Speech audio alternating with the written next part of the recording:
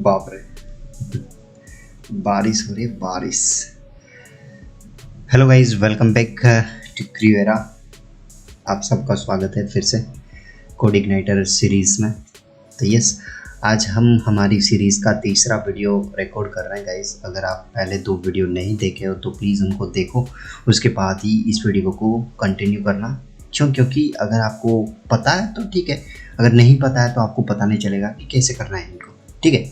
तो यस, बिना time waste किए शुरू करते हैं। सबसे पहली बात, आज हम क्या करने वाले हैं, तो यस, आज हम हमारा व्यू पार्ट को देखेंगे कि व्यू पार्ट कैसे काम करता है, व्यू को कैसे लोड करना है, व्यू कैसे बनाना है, और उसको चलाने के लिए या तो दिखाने के लिए क्या क्या चीज़ें हमें रिक्वायरमेंट में आती है। उसके बाद जो भी रिक्वायरमेंट होगी उनके साथ साथ हम डील करेंगे। जैसे कंट्रोलर, बिना कंट्रोलर की कोई भी चीज़ें नहीं होती, तो हम कंट्रोलर को भी डिस्कस करेंगे।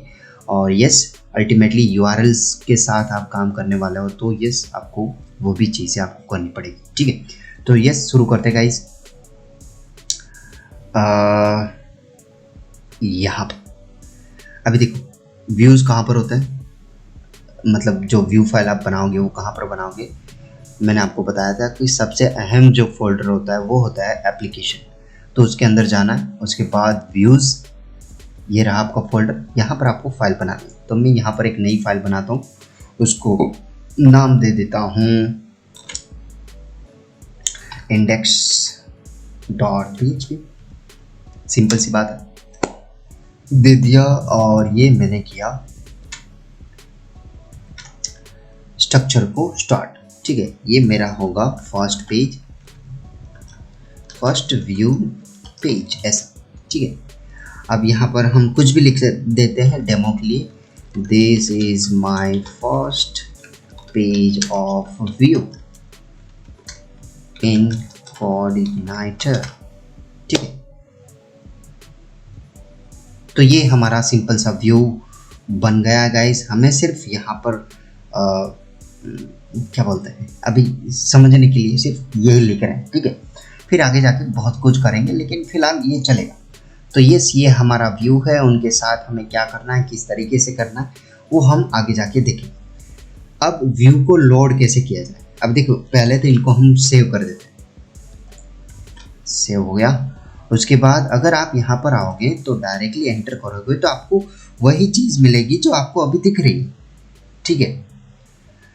तो इनको लोड कैसे किया जाए, तो इनको लोड करने का गाइस प्रोसीजर होता है जो आप पहले से जानते हो कि बिना कंट्रोलर कुछ भी यहाँ पर नहीं होगा।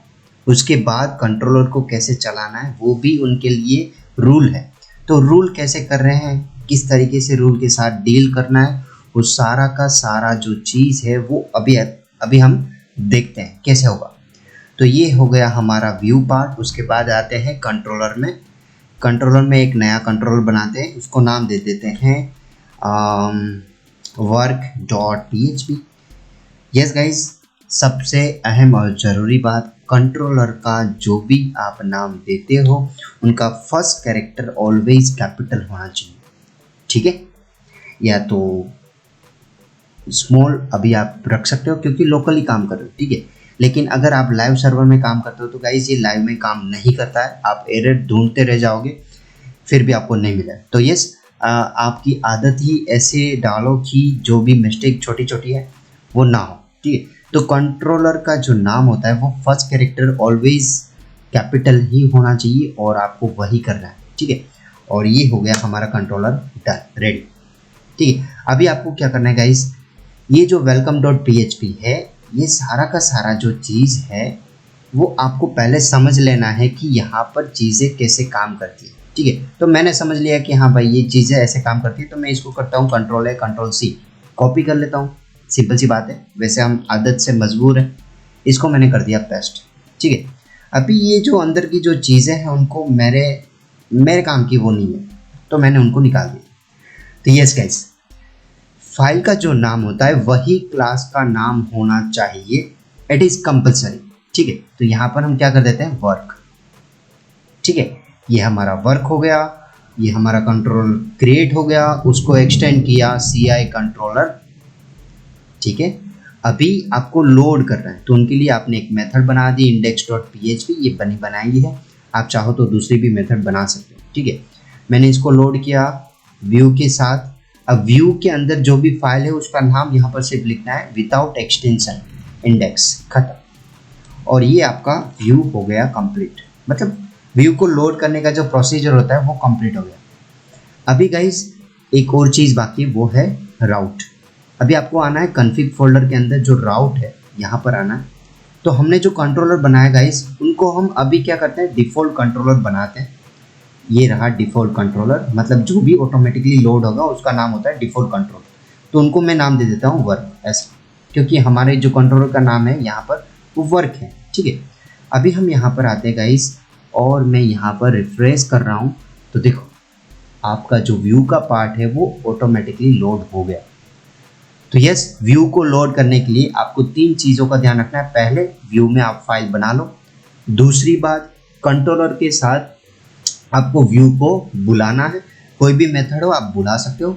और उसके बाद कंट्रोलर को वहाँ पर बुलाना है जहाँ पर आप उनको URL के साथ डील कर सको। तो वो URL कहाँ पर होगी डीलिंग, वो डायरेक्टली कहाँ पर होगी, route.php फाइल में, जो कॉन्फ़िग फोल्डर के अंदर रहती है, ठीक है। तो यस गाइस, आपको बड़े ही आसानी से समझ में आ गया कि ये चीज़ें कैसे काम करती है with help of view, controller and route, ठीक है।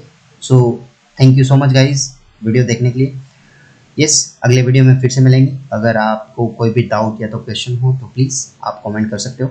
Yes, like, comment and subscribe if you like this video. Thank you guys. Bye bye.